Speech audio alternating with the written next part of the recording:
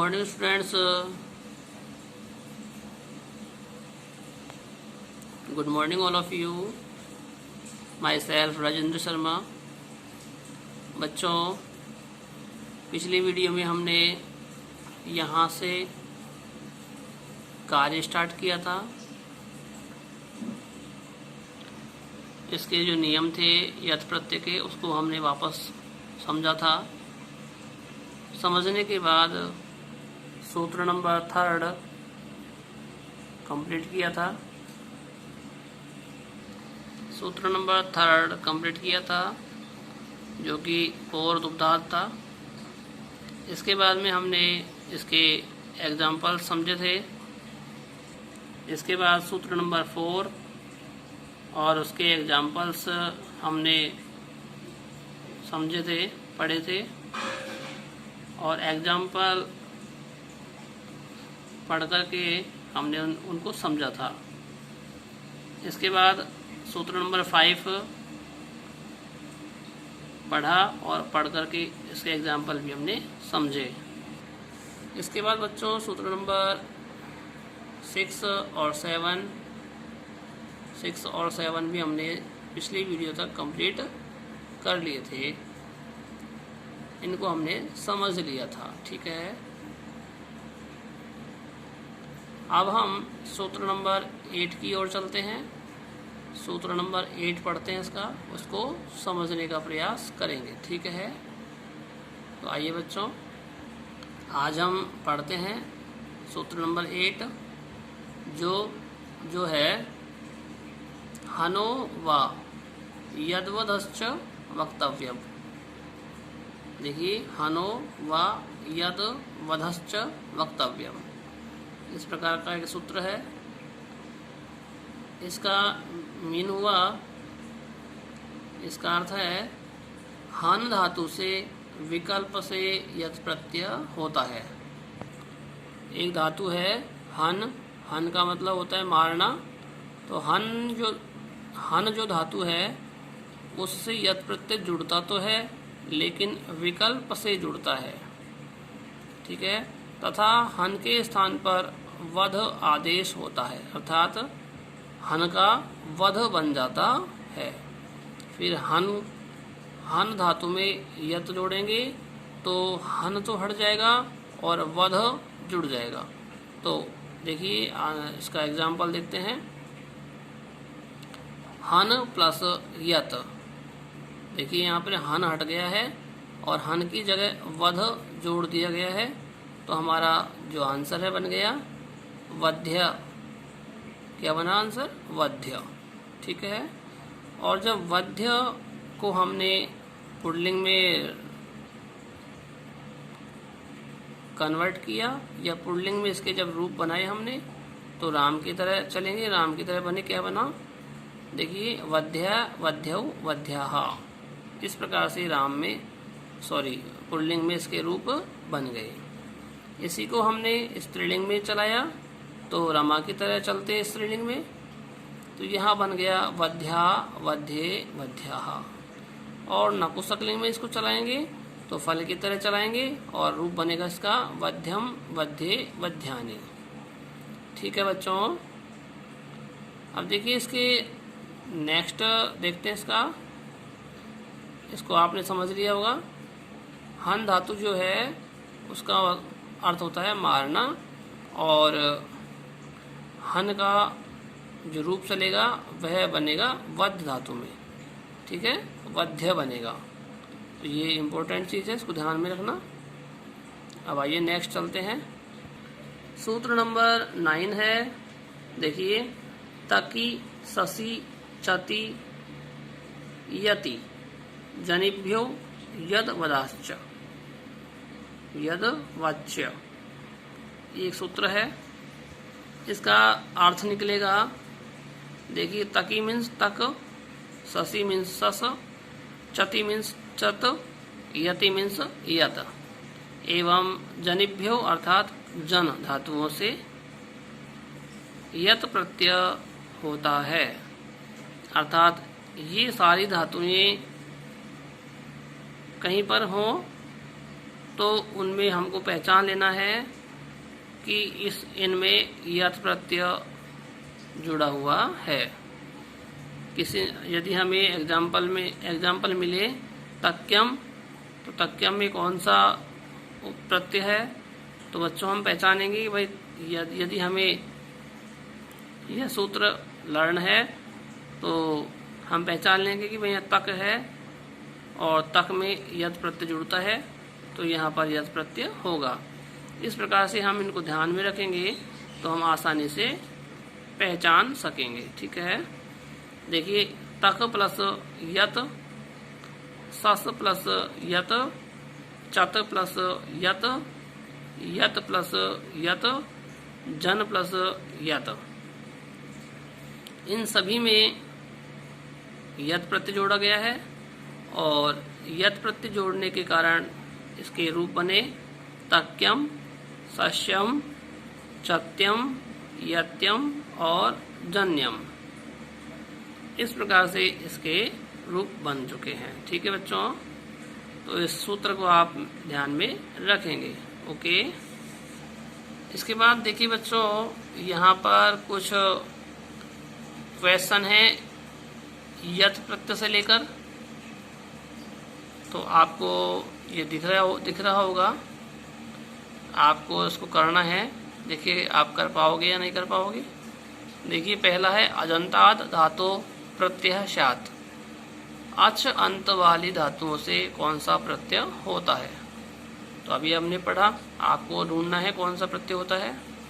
श्रव्य इत्यत्र प्रत्ययो अस्ति, श्रव्य में कौन सा प्रत्यय है, तो यह भी आपको छांटना है, ढूंढना है इसमें से, चारों में से। तीसरा प्रश्न है ध्येयः इति रूपम निष्पद्यते, ध्येय जो रूप है वह कैसे बना है। ठीक है, क्या क्या मिलकर के बना है। इसके बाद क्वेश्चन नंबर 4 है शुद्धम वाक्यम अस्ति, शुद्ध वाक्य कौन सा है, आपको वाक्य शुद्ध करना है, कौन सा वाक्य शुद्ध है। इसके बाद देखिए जन्यम में कौन सा प्रत्यय है, ये भी आपको बताना है। इसके बाद हन धातु से यत प्रत्यय जोड़ेंगे तो क्या बनेगा, यह भी आपको इन चारों में से छांटना है। ओके बच्चों, देख लीजिए आप ढंग से इसको। ये जो क्वेश्चन आंसर हैं आपको खुद को करने हैं,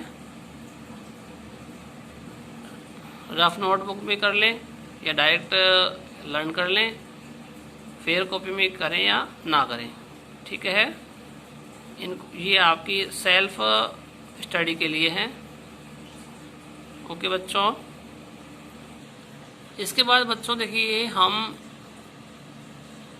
प्रत्यय नंबर 5 है क्यप प्रत्यय, इसे पढ़ते हैं। ये एक नया प्रत्यय है क्यप प्रत्यय। देखिए ऊपर दिया गया है गुण वृद्धि नहीं होती, जैसे पिछले प्रत्ययों में गुण हुआ था, उसी प्रकार यहाँ पर गुण या वृद्धि नहीं होगी।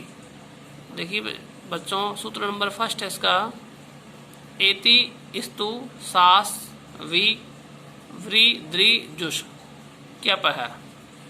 ठीक है, इस सूत्र को आप याद करेंगे तो आपको ध्यान में रहेगा कि क्यप प्रत्यय किन किन धातुओं से जुड़ती है। ठीक है, किन किन धातुओं से जुड़ता है, ये आपको ध्यान में रहेगा। देखिए आप इसको विस्तार से पढ़ लेते हैं। इण धातु से बनता है एति।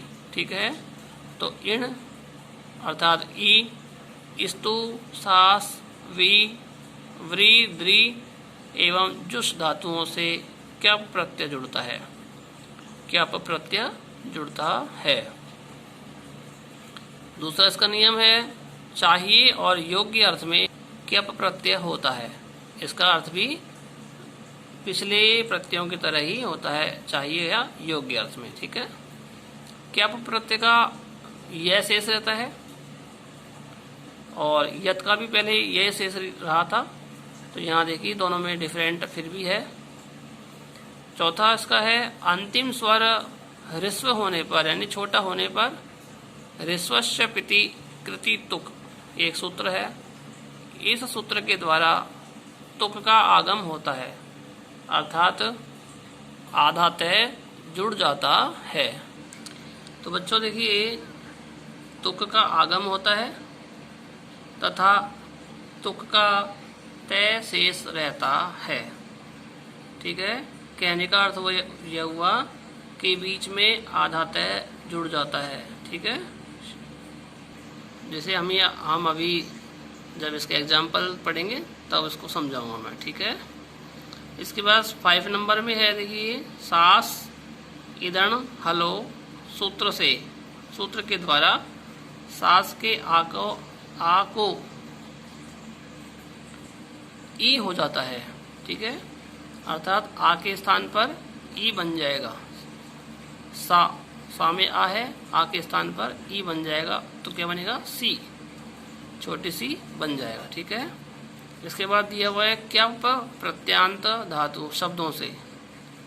क्यप प्रत्यय वाले जो शब्द हैं उनके रूप पुल्लिंग में राम की तरह, स्त्रीलिंग में रमा की तरह और नपुंसकलिंग में फल की तरह चलेंगे। ठीक है, जो कि पहली वाले प्रत्ययों के समान है।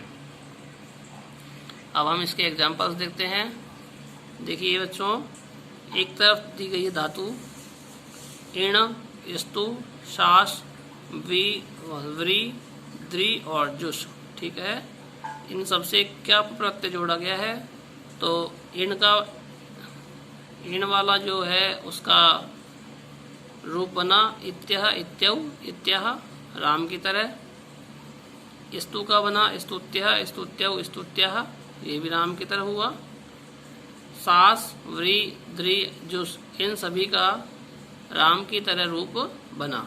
ठीक है, स्त्रीलिंग में देखिए इत्या, इत्ये, इत्याह, स्तुत्या, स्तुत्ये, स्तुत्याः, शिष्या, शिष्ये, शिष्याः, वृत्त्या, वृत्ते, वृत्त्याः, आदृत्या, आदृत्ये, आदृत्याः, जुष्या, जुष्ये, जुष्याः। इस प्रकार से इस रूप बनेंगे स्त्रीलिंग में।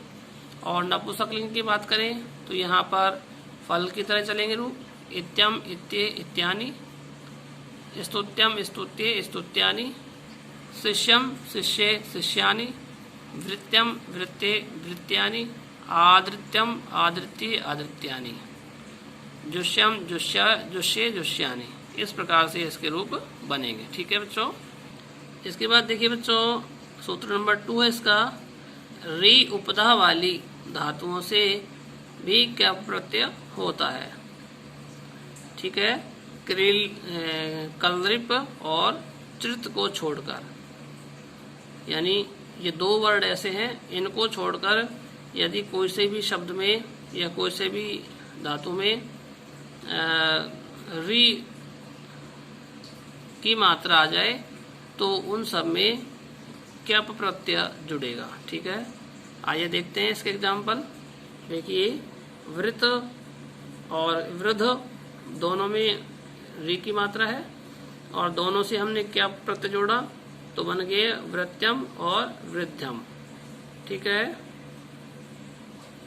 इसके बाद देखिए बच्चों, सूत्र नंबर 3 है, मृजेर विभाषा, अर्थात मृज धातु से विकल्प से क्यप प्रत्यय होता है। मृज जो धातु है उसमें विकल्प से जुड़ता है ये क्यप प्रत्यय। ठीक है, तो देखिए मृज क्यप बराबर बनेगा मृज्य, और मृज प्लस णत जोड़ देंगे इसमें तो बन जाएगा मार्ग्य। ठीक है, तो इसको भी आपको याद रखना है, इम्पोर्टेंट, दोनों में कंफ्यूज नहीं होना है। मृज धातु में क्यप जोड़ेंगे तो मृज्य बनेगा, और मृज धातु में ण्यत प्रत्यय जोड़ेंगे तो मार्ग्य बनेगा। ठीक है बच्चों, तो बच्चों यहाँ तक आप आज कंप्लीट कर लें।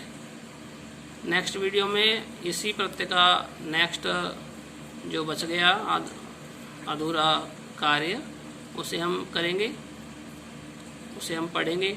आप इसे राइट करें, आप इसे लर्न कर लें। ओके बच्चों, तब तक के लिए हैव अ नाइस डे।